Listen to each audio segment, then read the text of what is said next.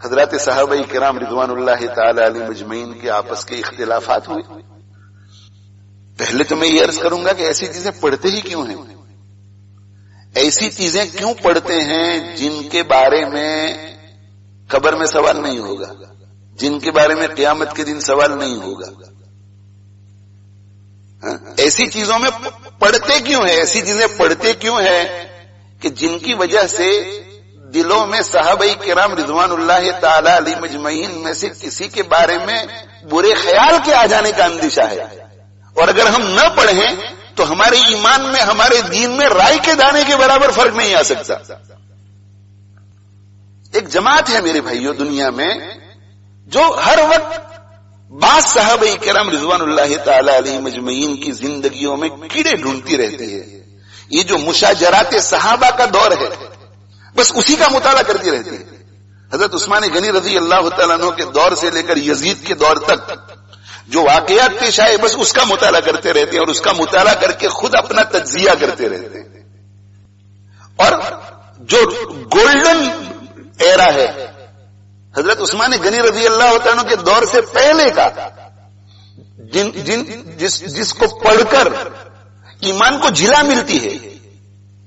ایمان کو جھلا ملتی ہے، انسان سیدھے راستے پہ پڑتا ہے،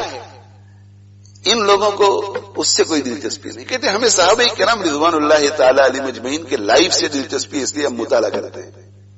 تو اس دور کو کیوں نہیں پڑھتے؟ مشاجرات صحابہ، دنیا میں آپ کو ایسا کوئی شریف انسان نہیں ملے گا جو ماں باپ کے جھگڑوں کے بارے میں کسی کے سامنے ذکر کرنے میں دلچسپی رکھتا ہو. آپ کو کوئی شریف انسان ایسا نہیں ملے گا جس کو اگر پوچھا جائے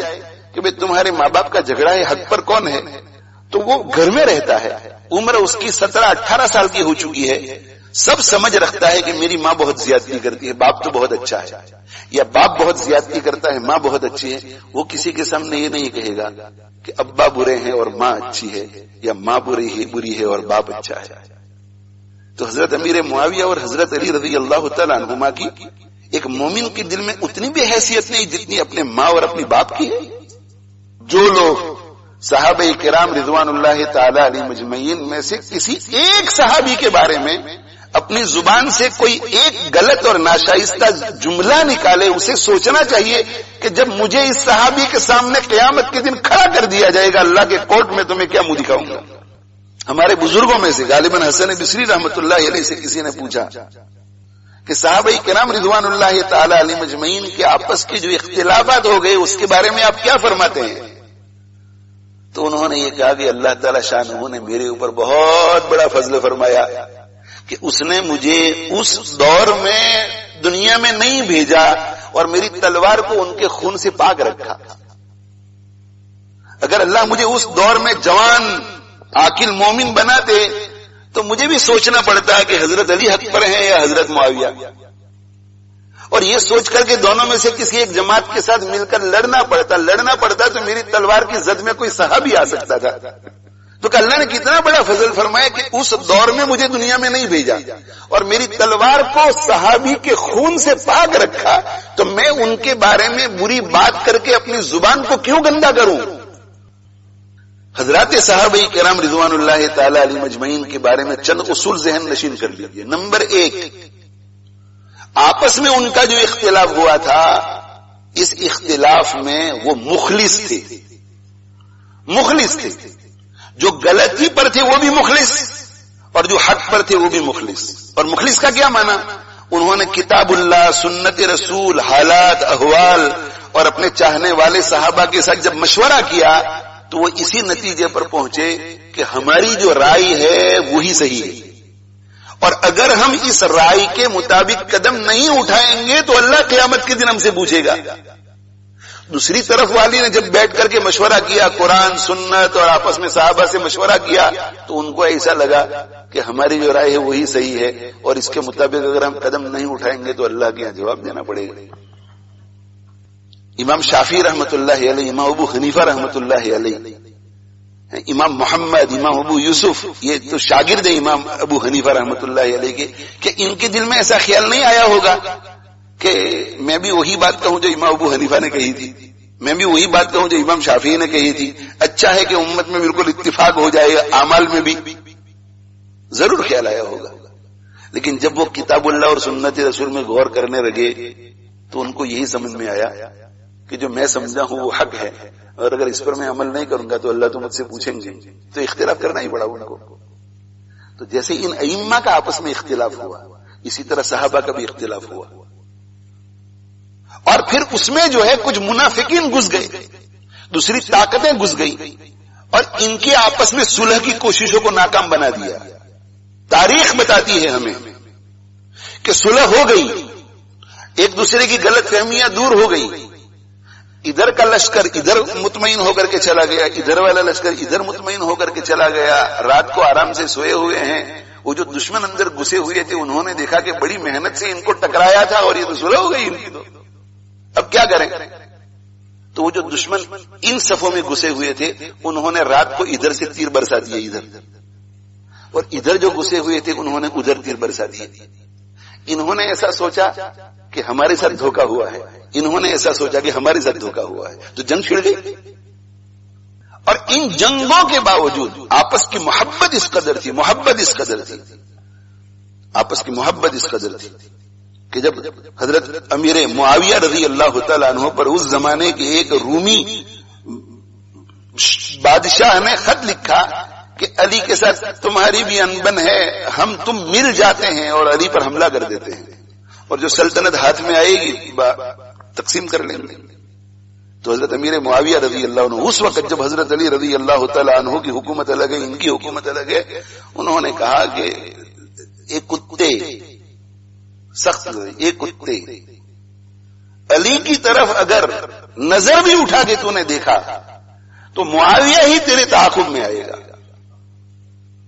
اور حضرت علی رضی اللہ تعالیٰ عنہ کی وفات کے بعد ان کے ایک بہت چاہنے والے سے حضرت امیر معاویہ رضی اللہ عنہ نے پوچھا کہ صف لی علی کے احوال میرے سامنے بیان کیجیے۔ دشمن کی خوبیاں کون سننے کے لیے تیار ہوگا اپنے دربار میں؟ علی کی خوبیاں بیان کیجیے۔ تو انہوں نے حضرت علی رضی اللہ تعالیٰ عنہ کے اوصاف گنوانا شروع کیا کہ حضرت علی ایسے تھے، حضرت علی ایسے تھے، حضرت علی ایسے تھے، حضرت علی ایسے تھے، حضرت علی ایسے تھے، حضرت علی ایسے تھے۔ اور ایک مرحلے پر آ کر کے حضرت امیر معاویہ رضی اللہ عنہ نے کہا کہ بس بس بس۔ یہ کہتے کہ میں نے جب نظر اٹھا کر کے دیکھا تو میں نے دیکھا کہ حضرت معاویہ کی داڑھی آنسوؤں سے تر ہو چکی تھی، آنسوؤں سے تر ہو چکی تھی۔ اور پھر انہوں نے کیا کہا؟ واللہ کان علی کذالک، خدا کی قسم علی ویسے ہی تھے جیسے تم نے کہا، اس لیے برا خیال بالکل نہ آئے۔ یہ سوچو کہ صحابہ کرام رضوان اللہ تعالی علیہم اجمعین کے بارے میں اللہ نے فرما دیا ہے کہ ہر ایک کو کے بارے میں ہم نے حسنہ کا فیصلہ کر دیا ہے، اور جب ہر ایک کے بارے میں حسنہ کا فیصلہ ہے تو دوسری آیت کہتی ہے کہ وہ جنتی ہوتا ہے۔ رضی اللہ عنہم ورضوا عنہ کہا ہے، تو کیا مطلب اس کا؟ اس کا مطلب یہ ہے کہ اگر ہمیں کسی بھی جگہ کے اوپر نظر آئے کہ صحابی رضی اللہ عنہ سے غلطی ہو گئی ہے تو ہمیں یہ عقیدہ رکھنا پڑتا ہے ان آیات کو سامنے رکھ کر اور احادیث کو سامنے رکھ کر کہ اللہ تعالی شانہ نے ضرور ان کو مرنے سے پہلے توبہ کی توفیق دے دی ہوگی، اس لیے کہ وہ جنتی۔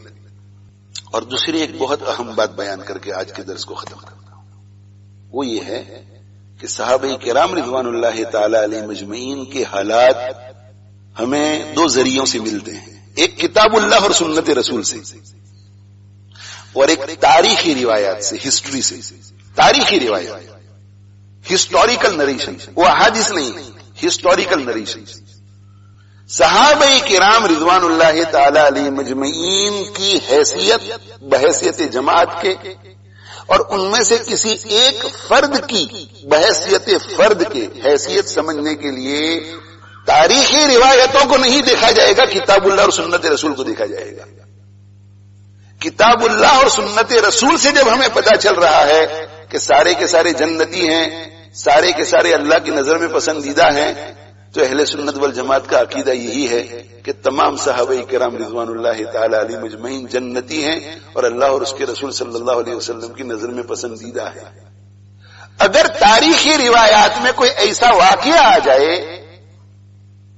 جو اس اصول اور اس عقیدے کے دائرے میں ہو کہ قصہ پڑھ کر کے ایسا لگتا ہے کہ واہ واہ ماشاء اللہ کتنا زبردست کام کیا یہ، اسے قبول کیا جائے گا. لیکن ایسا واقعہ آ جائے تاریخ کی کتابوں میں کہ جن کو پڑھنے سے کتاب اللہ اور سنت رسول کے ساتھ ٹکراؤ پیدا ہوتا ہے، کہ قرآن تو کہتا ہے کہ ہر صحابی جنتی ہے اور یہاں گڑبڑ معلوم ہوتی ہے، تو سمجھ جانا چاہیے کہ یہ تاریخی روایت کسی دشمن نے گھسائی ہے اندر. اس لیے کہ قرآن کی حفاظت کما حق کہو ہوئی ہے، حدیثوں کی حفاظت کما حق کہو ہوئی ہے، تاریخ کی حفاظت کی ذمہ داری علماء نے نہیں لی ہے. تو جو محفوظ اور مستند چیز ہے، اوتھینٹک چیز ہے، اس سے صحابہ کرام رضوان اللہ تعالی علیہ مجمعین کے مقام کو سمجھنا چاہیے، نہ کہ اس ذخیرے سے جو کہ بالکل غیر مستند ہے.